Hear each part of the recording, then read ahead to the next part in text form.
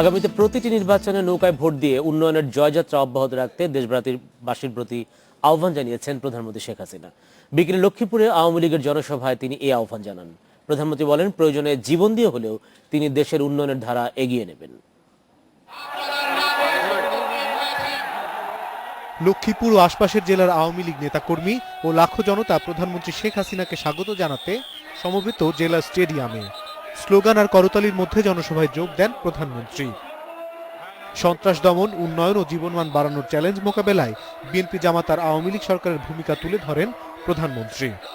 প্রত্যেক নির্বাচনে নৌকা মার্কায় ভোট দিয়ে আওয়ামী লীগ প্রার্থীকে জয়যুক্ত করে আপনাদের সেবা করার সুযোগ করে দেবেন, সেটাই আমরা আপনাদের কাছে আশা করি। শেখ হাসিনা বলেন, বিএনপি নেত্রী ভারতের কাছ থেকে কিছুই অর্জন করতে পারেননি। এদেশের যা কিছু অর্জন সবই আওয়ামী লীগের শাসনামলে।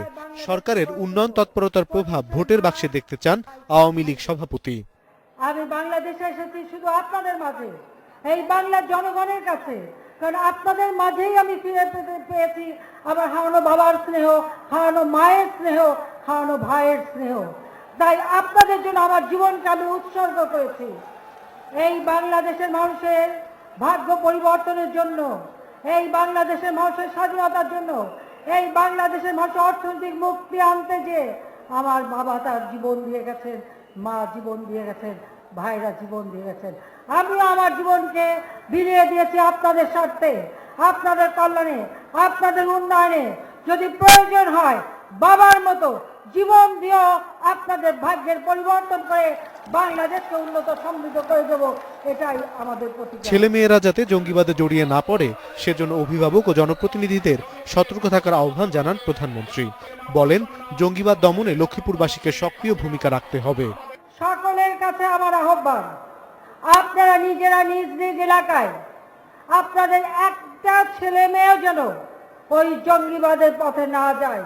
ইসলাম শান্তির ধর্ম, ইসলাম সৌহার্দ্যের ধর্ম, ইসলাম ভ্রাতৃত্বের ধর্ম। ইসলাম কখনো নিরীহ মানুষকে হত্যা করতে বলে নাই। আমাদের নবী করিম সাল্লাল্লাহু আলাইহি ওয়াসাল্লাম কোনোদিন বলেন নাই নিরীহ মানুষকে হত্যা করতে, বরং তিনি নিষেধ করেছেন। জনসভাস্থলে পৌঁছেই 10টি নতুন স্থাপনার উদ্বোধন ও মজু চৌধুরী হাট নৌবন্দর সহ 17 প্রকল্পের ভিত্তিপ্রস্তর স্থাপন করেন প্রধানমন্ত্রী শেখ হাসিনা। অনিমেষ কর, ইন্ডিপেন্ডেন্ট নিউজ।